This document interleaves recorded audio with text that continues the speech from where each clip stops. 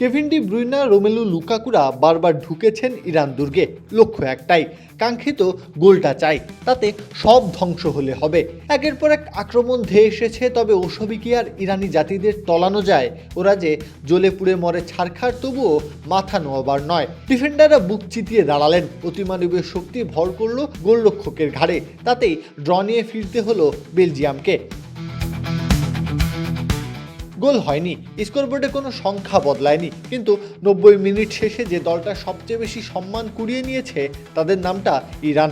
রুচি চানাচুর 300 গ্রাম ও 500 গ্রামের family pack, এক প্যাকে পুরো পরিবার।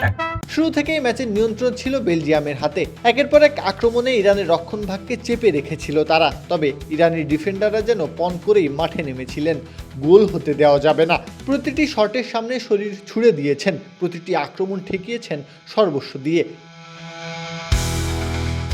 প্রথমার্ধেই 4টি গুরুত্বপূর্ণ সেভ করেন আলীরেজা বিরেনভান্ত, ফলে স্পষ্ট আধিপত্য দেখিয়েও গোলের দেখা পায়নি বেলজিয়াম। অন্যদিকে ইরানও পাল্টা আক্রমণে কয়েকবার ভয় দেখিয়েছে প্রতিপক্ষকে। হোসেইন কানানির দারুণ এক শট অসাধারণ দক্ষতায় রুখে দেন থিবো কোর্তোয়া।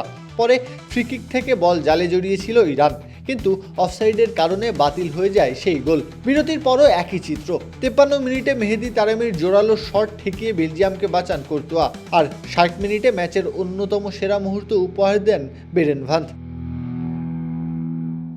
বক্সের ভেতরে এলোমেলো পরিস্থিতিতে ম্যাক্সিম ডি কুইপারের নিশ্চিত গোলমুখী শট অবিশ্বাস্য দক্ষতায় ফিরিয়ে দেন তিনি। 66 মিনিটে নাথান এনগোয় লাল কার্ড দেখলে 10 জনের দলে পরিণত হয় বেলজিয়াম, তবে একজন কম নিয়েও শেষ পর্যন্ত আক্রমণ চালিয়ে গেছে ইউরোপিয়ানরা।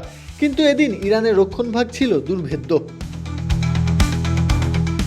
শেষ পর্যন্ত গোলশূন্য ড্র নিয়ে মাঠ ছাড়ে দুই দল, তবে এই 1 পয়েন্ট ইরানের জন্য জয়ের সমান, কারণ বিশ্বকাপের মঞ্চে বিশ্বের অন্যতম শক্তিশালী আক্রমণ ভাগকে পুরো ম্যাচে গোলশূন্য রাখা কোনো সাধারণ অর্জন নয়।